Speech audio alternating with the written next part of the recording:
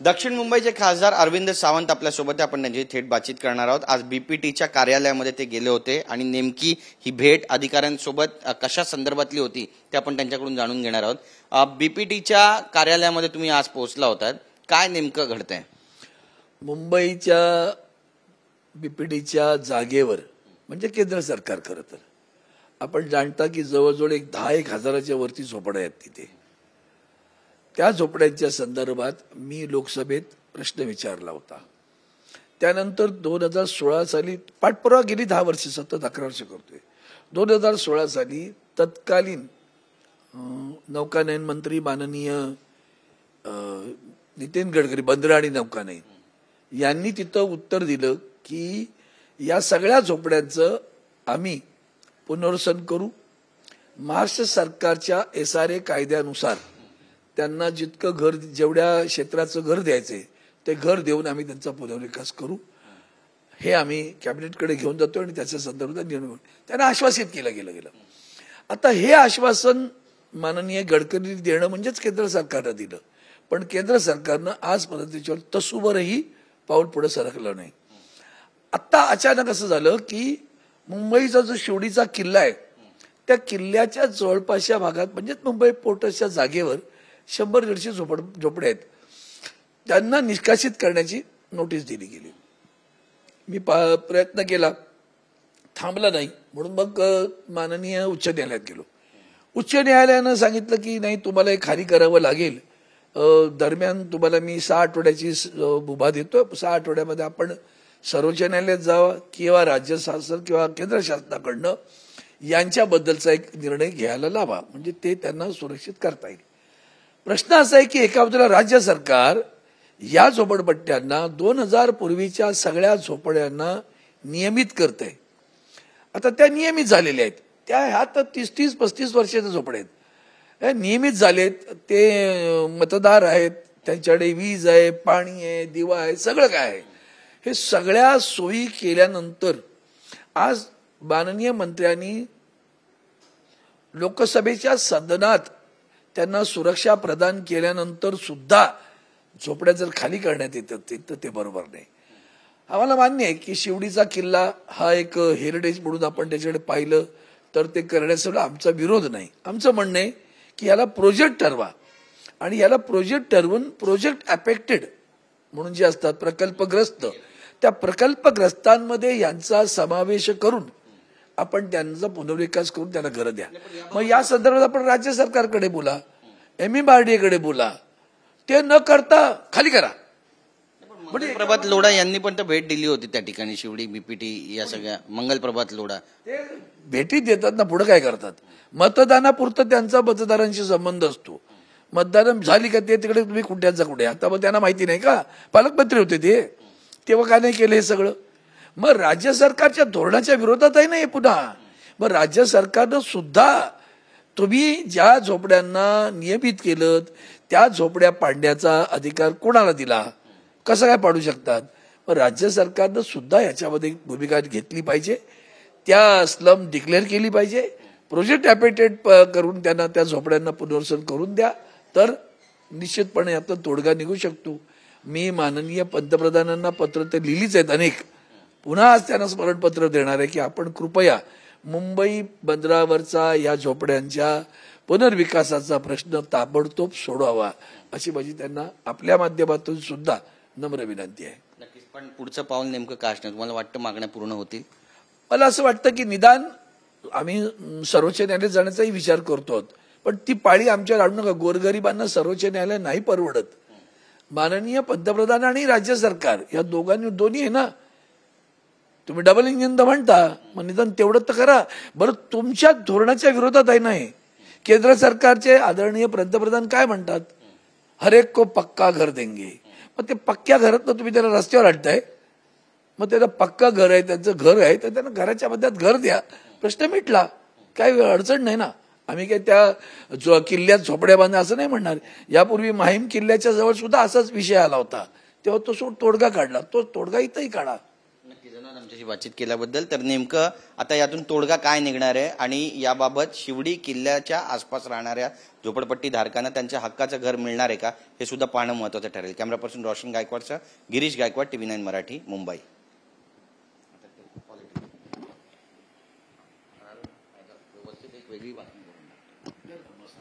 थांबा थांबा थांबा अजून आहे?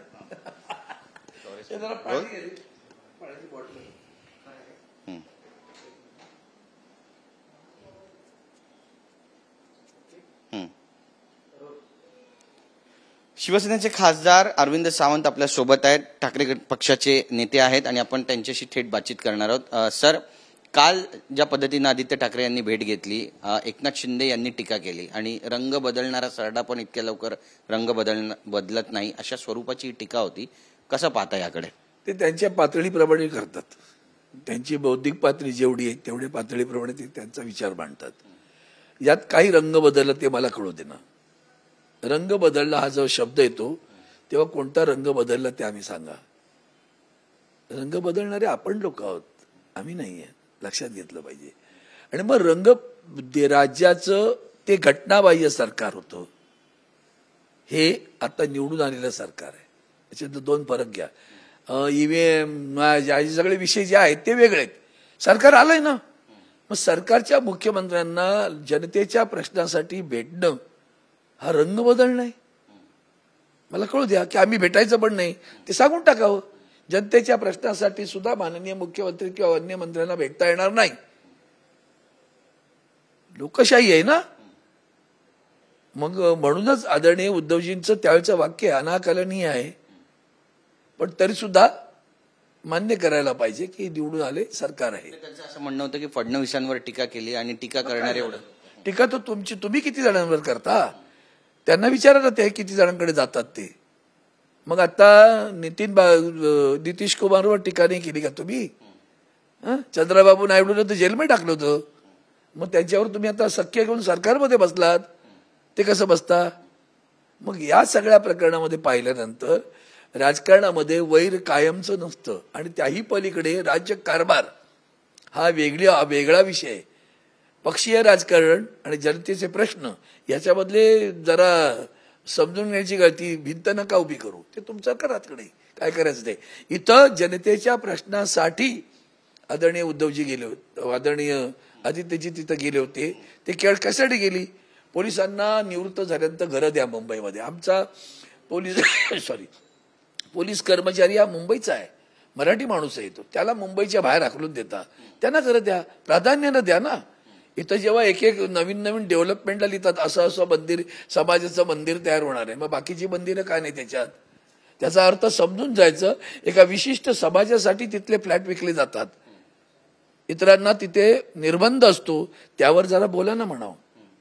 मराठी माणसाला ती घरं नाही परवडणारी घरं देण्याचं काम राज्य सरकारचं आहे, ते केलं पाहिजे. किंबहुना आदरणीय उद्धवजींचं आणि आदित्यजींचं खास कौतुक केलं पाहिजे. वडीत 160 चौरस फुटाच्या घरात राहणाऱ्या लोकांना 500 चौरस फुटाचं घर आज त्यांना मिळणार आहे. आणि त्याच्या पलीकडे त्या 500 चौरस फुटावर सुद्धा मालमत्ता कर लागणार नाही, याची सुद्धा सुविधा आदरणीय उद्धवजींनी करून ठेवली, हे विसरू नका.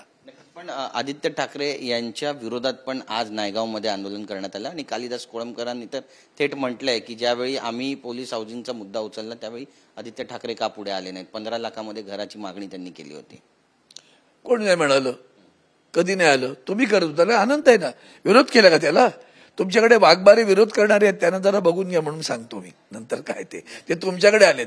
तुमच्याकडे भ्रष्ट माणसं आली का ती जी लॉन्ड्री ते धुवून निघतात ना, त्याबद्दल पहिलं बोला ना आधी. तो तुमचा गायकवाड काय बोललाय ना, संजय गायकवाड, ते जरा विचारा. मतदारांबद्दल तुमचं मत काय, हे संजय गायकवाड यांच्यावर तुम्ही बसता, ते काय म्हणतात ते एकदा दाखवा आणि मग तुम्ही तुमच्याबद्दल बोला. महाविकास आघाडीबद्दलचा प्रश्न करणं आज विजय वडेट्टीवार आणि अमोल कोल्हे यांची जी वक्तव्य समोर आली आहेत, टीका केली त्यांनी शिवसेनेवर. अमोल कोल्हे तर म्हणतात की शिवसेना झोपेतून अजूनही जागी झालेली नाही. वडेट्टीवार म्हणतात की आम्हाला वेळच मिळाला नाही, जागा वाटपासंदर्भामध्ये जो काही गोळ झाला. नाही, त्याला आता बघा, कोळसा उघडून काळा आहे, या चर्चा करण्यात निष्फळ आहेत चर्चा, याचा काही उपयोग नाही. एकमेकावर टीका करण्यापलीकडे काही होणार नाही. पण आम्ही झोपेतून सोडावं असले अनेक विष शिवसेनेनं पचवलेलं आहे. 1966 पासून शिवसेना काय आहे कदाचित कोल्हे साहेबांना माहिती नसेल ती, पण ती त्यांना अजूनही माहिती नसेल की अशी अनेक विषय आम्ही पचवून पुन्हा उभे राहिलेलो आहोत. फिनिक्स पक्षासारखा उभा राहणारा पक्ष आहे म्हणावं. आम्हाला इकडे तिकडे जावं लागलं नाही, आम्ही त्याच पक्षात आहोत. तोच पक्ष पुन्हा मजबूतीनं फिनिक्स पक्षासारखा उभा राहणार. नक्कीच. पण आता भविष्यामध्ये ज्या निवडणुका येऊ ठेपलेल्या आहेत त्यामध्ये नेमकी महाविकास आघाडी राहील का? कारण आता चर्चा सुरू झालेली आहे की ठिणगी पडली आहे वादाची. मला असं वाटतं महाविकास आघाडी राहील की नाही हा विषय आदरणीय उद्धवजी साहेब ठाकरे आमचे पक्षप्रमुख आहेत त्यांच्या स्तरावरचा आहे, तो माझ्या कार्यकक्षेच्या बाहेरचा आहे. पण मूळ मुद्दा एवढाच आहे की महाविकास आघाडी लोकसभेसाठी विधानसभेसाठी आपण जर खाली जायला लागलो तर सर्वच पक्षात महाविकास आघाडीला असलेल्या सर्व पक्षांच्या केडरला जो कार्यकर्ते आहेत त्याला कधीच त्याला पुढे येता येणार नाही. काही जसं आमचे काही मतदारसंघ आहेत त्यांचे काही मतदार काय आमचं तिकडे तेच राहणार, त्यांना ती जागा आम्ही देणार नाही. तुम्ही आता विधानसभेत पाहा काय केलं ते. विधानसभेमध्ये पूर्व विदर्भामध्ये शिवसेनेला एकही जागा दिली नाही. चंद्रपूर, गडचिरोली, नागपूर, वर्धा, भंडारा, गोंदिया 6 जिल्ह्यामध्ये शिवसेनेला उद्धव बाळासाहेब ठाकरे पक्षाला एकही जागा मिळाली नाही. नागपूर शहरातली एक जागा मिळाली होती, तिथंही काँग्रेसने आपला उमेदवार उभा केला होता. त्यामुळे हे जे काही आहे ना हे कोळसा उघडण्याचं हे न बोललेलं बरं. आपण आपल्या नवीन मार्ग निवडावेत आणि पुढे जावं. एक लक्षात आलं पाहिजे की कोणी आता ते मागचं काढण्यात मजाच नाहीये, पुढं कसं जायचा विचार करा. तुम्ही आज सुद्धा विचार केला पाहिजे की ज्या वेळेला महानगरपालिकेच्या निवडणुका लागतील आपला शत्रू कोण किंवा आपल्याला कोणाशी लढायचंय, शत्रू या शब्दापेक्षा कोणाशी लढायचंय हे ठरलं पाहिजे. आणि मग लढायचंय कोणाशी हे ठरलं तर आपसात तगड्या घालून पडायचंय का त्यांची एकत्र येऊन लढायचंय हा विचार केला पाहिजे. त्याला दिलदारी लागते, त्याला खूप मोठी दिलदारी लागते. आणि आज खरं तर पाहाल तर मुंबईचा प्रश्न वेगळा आहे. आता मुंबई 106 हुतात्म्यांनी आपले प्राण अर्पण करून मिळवलेली आहे. ती नकळतपणे कब्जा करण्याचा प्रयत्न होतोय. अलीकडच्या काळात मराठी माणसांचा अवमान करण्याची अनेक उदाहरणं घडायला लागलेत. जेव्हा इतर समाज या पद्धतीनं वागतो तेव्हा मराठी माणसांना मराठी अस्मिता, मराठी भाषा, मराठी संस्कृती आणि महाराष्ट्राची अस्मिता जपणारा एकमेव पक्ष आहे, त्याचं नाव आहे शिवसेना उद्धव बाळासाहेब ठाकरे. एवढं लक्षात ठेवलं पाहिजे. पण एक सूचक वक्तव्य तुमच्या या बोलण्यामध्ये. आणि भविष्यामध्ये शिवसेना उद्धव बाळासाहेब ठाकरे यांचा पक्ष एकला चलोरेचा नारा देणार महानगरपालिकेमध्ये. त्या संदर्भात नाही बोलायचं, मी मराठी अस्मितेबद्दल बोललोय. जे लोक आपलं अस्तित्व सत्व घाण ठेवतात त्यांना तत्वावर तर बोलताच येणार नाही. ज्यांची सत्व घाण ठेवली, महाराष्ट्र आणि मुंबई लुटताना जे गप्प राहतात, जे मराठी जरी असले तरी त्यांनी आपलं सत्व हरवलं, एवढं लक्षात ठेवलं पाहिजे. म्हणून मुंबई आणि महाराष्ट्र लुटला जात आहे, सगळे कारखाने जात आहेत, सगळं जात आहे. त्यावेळी जो गप्प राहतो किंवा त्या सगळ्या प्रवाहाला समर्थन करतो, न गप्प राहून समर्थन करतो, त्याला मराठी अस्मितेबद्दल बोलण्याचा अधिकार नाही बरं का. तो अधिकार फक्त शिवसेना उद्धव बाळासाहेब ठाकरे पक्षाला आहे. नक्कीच. राज्यामध्ये कायदा सुव्यवस्थेचा प्रश्न निर्माण झाला असं म्हणा. अजित पवार यांचं जे वक्तव्य यार होतो की काय असं वाटायला लागलंय, इतकं वाईट आहे. पुणे, नगर हे जिल्हे तर ख्यात आहेत गुन्हेगारीसाठी. बीडनं त्यांनाही सुपरप्लस केलं. आता तर काल सुरेश धसांचं जे वक्तव्य आलंय आमदारांचं की 105 मृतदेह सापडले, त्यांची ओळख आजपर्यंत पटली नाही. हे तर महाराष्ट्राला कलंकित हा शब्द सुद्धा कमी पडेल. इतकी कायदा सुव्यवस्था ध्वस्त झाली आहे, याचं सरळ सरळ उदाहरण आहे. हे भयानक आहे. महाराष्ट्राने ज्यांनी सगळं आलं निवडून सरकार, विचार करा आपण काय केलंय ते. कुणाचे ओलीस झालो आपण. त्यांचाच एक आमदार असं म्हणतो तुम्ही पैसे देऊन मतं खाल्लीत, त्यांचा निवडून आलेला आमदार म्हणतो तुम्ही काय आहात, तुम्ही विकले जाणारी माणसं आहात, तुम्ही मटणं खाता, तुम्ही दारू पिता, तुम्हाला पैसे द्यावे लागतात. आणि शेवटी त्यांनी तुमची तुलना कुणाबरोबर केली तो शब्द मी उद्गारू इच्छित नाही, मतदारांची. ते सत्तेत आहेत बरं का, ते सत्तेत आहेत. आपल्या हातनं काय घडलं एवढाच विचार मतदारांनी केला पाहिजे. आता पण यामध्ये अजित पवार यांनी काल खडसावून सांगितलं पोलीस आयुक्तांना, पण तुम्हाला जमत असेल तर बोला, नाहीतर पुढचं काय ते आम्ही पण पाहू शकतो, अशा पद्धतीचं विधान आहे. देवेंद्र फडणवीस म्हणतायत की पोलीस त्यांचं काम करतायत, व्यवस्थित सुरू आहे. म्हणजे व्यवस्थित सुरू आहे. बघा ना, सगळेजण आका कोणते अजूनही कळत नाही. हाका मारी पण आका नाही कळला, असं आहे ते. हाका मारतोय आम्ही, पण कोण आका कळतच नाहीये. त्यामुळे हे सगळं हंबरडं सोडून द्या. वाट लागली महाराष्ट्राची, मान्य करा. टोरेस कंपनीचा पण घोटाळा आहे. बघा, म्हणजे मला तिथं तर आणखीन भयानक आहे. तिथल्या एका ग्रस्ताने आज तुमच्याच मला वाटतं चॅनलवर येऊन सांगितलं की आम्ही यापूर्वी शिवाजी पार्क पोलीस स्टेशनला तक्रार केली होती. शिवाजी पार्क पोलीस स्टेशनने का दखल घेतली नाही? आता तुम्ही सगळं करताय, तेव्हा दखल का नाही घेतली याचं कळलं पाहिजे. आणि अशा प्रकारच्या नॉन बँकिंग संस्था ज्या असं काय करत असतात, तेव्हा ज्या संबंधित खाती आहेत ती गप्प का राहिली? आमच्याकडे लोकांना सुद्धा मला कळत नाहीये की शेरेगर प्रकरण, मला आठवतं संचयनी शेरेगर प्रकरणं घडली, आजही लोक प्रलोभनाला बळी पडतायत आणि अधिक पैसे सहजासहजी मिळत असतील तो लोक तिकडे धावतात. तेही मला आश्चर्यकारक वाटतं की अजूनही आम्हाला कळत नाही की आपण आज ना उद्या फसवले जाऊ. सुरुवातीच्या लोकांना पैसे मिळतात आणि नंतरची लोक सगळी फसली जातात. एक भाजीवाला कोट्यावधी रुपयाची गुंतवणूक करतो, जरा ईडीला विचार ना, अंडे कुठून बाबा? कळलं का? म्हणजे नको त्या लोकांच्या मागे लागता, राजकीय सूडबुद्धीने वागता, पण समाजामधले जे अशी जी घटक आहेत त्यांच्या मागे लागत नाही तुम्ही. टोरेसला शोधा आता पहिला. नक्कीच. यामध्ये महत्वाचा विषय असा आहे की जिशान सिद्दीकी स्वतः म्हणतात की काही नावं दिली होती, बिल्डर लॉबीवर संशय उपस्थित केला होता, पण त्यांची चौकशी झाली नाही. म्हणजेच कायदा सुव्यवस्था कुठे? आम्ही जेव्हा बोलतो ना देशातील संविधानाला धोका आहे, तेव्हा हे म्हणतात आम्ही फेक नॅरेटिव्ह करतो. आत्ता स्वतः चालले इलेक्शन कमिशनने जे केलं ते आमचं एक फेक नॅरेटिव्ह आहे का? ते का नियमात बदल केला विचारा ना. जर तुमच्याकडे मतदानाला प्रचंड गर्दी झाली 5 नंतर, मान्य करूया, चला तिथलं बाहेरचं सीसीटीव्ही फुटेज दाखवायला तुम्हाला काय भीती वाटते? तुम्ही स्वच्छ आहात ना, तुम्ही पारदर्शी आहात ना, मग तिथलं दाखवा ना. लोकांची गर्दी 5 नंतरची नाही दाखवणार असा नियम केला. कळलं? हेच कळलं पाहिजे की तुमची सगळ्या संस्था भ्रष्ट आहेत. मग तो ईडी, ते ईडीचा एक अधिकारी पळतोय जीव घेऊन काश्मीरमध्ये, त्यांच्या घरी प्रचंड पैसे मिळाले आहेत. ते ईडी, इन्कम टॅक्स, सीबीआय यांच्या घरी दाट टाका, उलट करायला लागेल, मग कळेल यांच्या घरात काय आहे ते. सर्वसामान्य माणसांना त्रास देता, राजकीय माणसांचं आयुष्य उद्ध्वस्त करता, बदनाम करता, खोटे नाटे आरोप करतात. आणि दुर्दैवाने माध्यमांमधनं त्याचा प्रसार झाला. सो बुनसे काही हौसे नाही आती, आणि म्हणून एखाद्याचं आयुष्य उद्ध्वस्त करणं हे योग्य नाही असं मला वाटतं.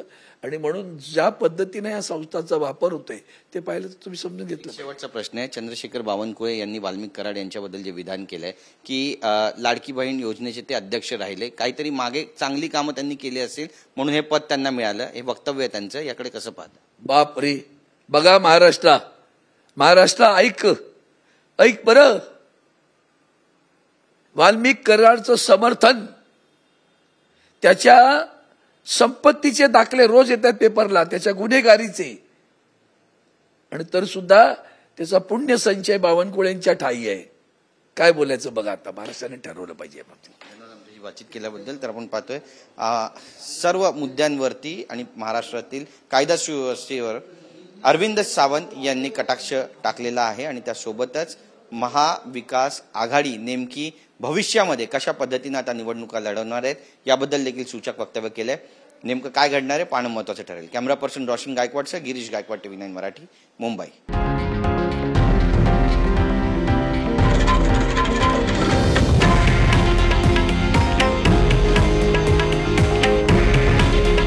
हे आहे देशातील नंबर 1 न्यूज नेटवर्क आणि आपण पाहत आहात TV9 मराठी. काळजी तुमची, हित महाराष्ट्राचं.